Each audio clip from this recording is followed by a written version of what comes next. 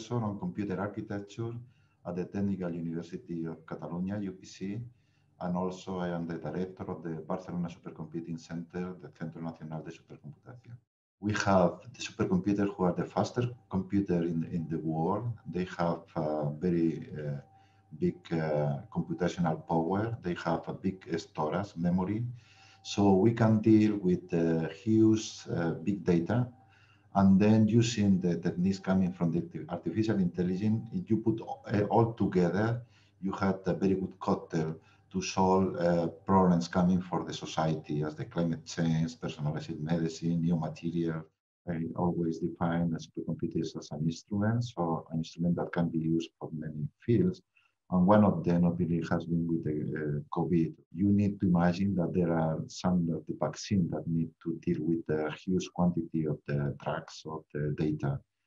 And the supercomputer are one of the main instruments together with the labs of the bioinformatics. And a few years ago, when you were buying a computer, you were married with the software and the hardware. The hardware was private, proprietary, and also the software. It was almost impossible to share even application from one computer to the other. With the Linux, democratize the software development. Okay, so now it's quite easy to share the software. Okay, you can develop a program, and this program can be executed in any other supercomputing platform. The problem remains with the hardware.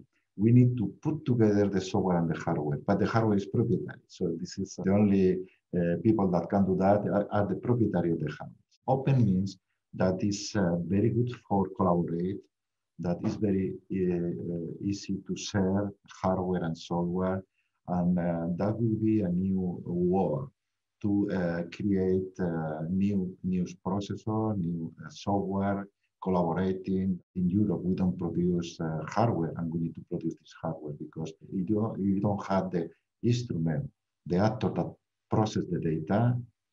You cannot do many things. You cannot apply your ethical rules to the design of processor, computer. It's not to fire anybody. It's just to maintain our rights to do whatever we would like to do. Is to have the technology you need to put your ideas implemented in real things. I think the ethical problem comes from the social network, and this is another point. We are not dealing with any project in bioinformatics has to pass two huge exams. The first one is technical, okay, and there is a huge competition. The second one is ethical. There are committees of ethical that evaluate any detail about how this data will be used.